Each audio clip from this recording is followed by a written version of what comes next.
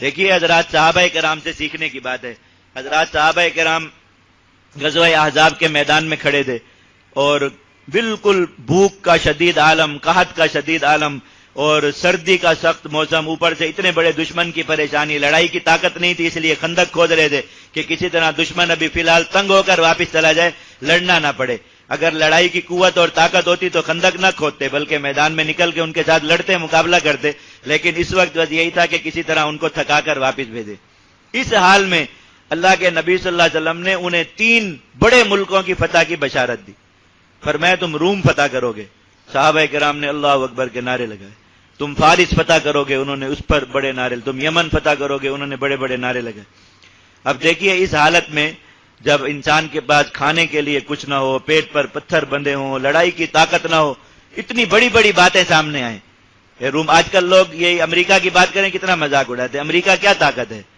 روم کا جو لشکر بادشاہ کے دربار سے باقاعدہ تنخواہ لیتا تھا، جن کے نام دیوان میں دفتر میں لکھے ہوئے تھے کہ یہ باقاعدہ باضابطہ فوجی، اس کی تعداد 40 لاکھ تھی. آج ان کتنے ملکوں کی فوج مل کر بھی 40 لاکھ نہیں بنتی ہوگی. اور اللہ کے نبی صلی اللہ علیہ وسلم نے وہ بھوکے پیٹ کھڑے ہوئے صحابہ جن کے پاس کھانے کے لیے کچھ نہیں، ان کو کہا روم فتح کرو گے، انہوں نے فوراً اللہ اکبر کا نعرہ لگا دیا.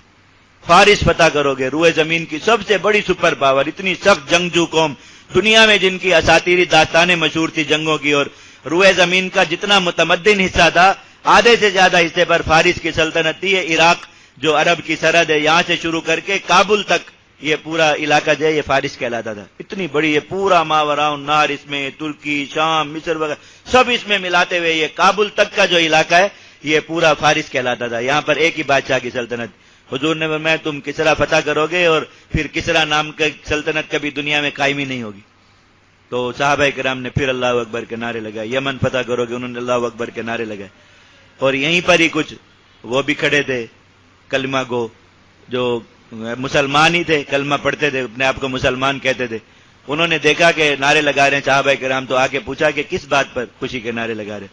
تو صحابہ کرام نے بتایا کہ اللہ کے نبی صلی اللہ علیہ وسلم نے ہمیں روم، فارس اور یمن کی فتح کی خبر دی ہے.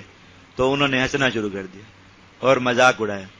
ہاں وہ کیا کہا، ما وعدنا اللہ ورسولہ الا غرورا.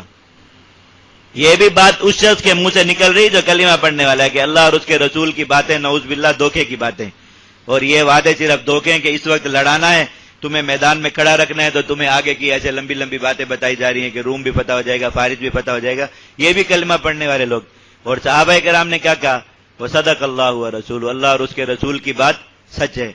ذرا بھی اسباب، آپ سوچئے کہ ہم جیسے لوگ ہوتے تو فوراً 50 سوال کرتے حضور پر، حضور کب ہوگا، کیسے ہوگا، میں اس میں ہوں گا یا نہیں ہوں گا، اور کیسے آج ہم اتنے پریشان کھڑے ہیں، کل کو ہمارے حالات کیسے بدل جائیں گے، اور کون ہماری مدد کے لیے آ جائے. کتنے سوال کر دیتے اوپر.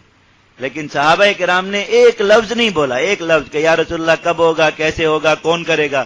فوراً اللہ اکبر کہ اللہ کے نبی صلی اللہ علیہ وسلم کی زبان مبارک سے ایک بات نکلی ہے کہ روم فتح ہوگا، روم فتح ہوگا، فارس فتح ہوگا تو بس فارس فتح ہوگا، یمن فتح ہوگا تو بس یمن فتح ہوگا. آج کتنا عقل لڑاتے ہیں مسلمان اللہ اور اس کے رسول کی باتوں کے مقابلے میں کہ اسباب دیکھو، تعداد دیکھو، دنیا کے حالات دیکھو. ساری دنیا کی ایک بات ہے تو چند لوگ کھڑے ہو کے اس کے خلاف بات کر رہے ہو تو وہ کیسے ہو سکتا ہے، اور یہ وہ چیز نہیں. اللہ تعالیٰ نے کہ مجاہد کی شان یہ ہے کہ جب اس کو اللہ کی طرف سے کوئی بات بتائی جائے زیادت تو میں ایمان، اس کا ایمان جو ہے وہ بلندی کو پہنچے اور کہ بس یہی ہوگا جو اللہ نے کہا.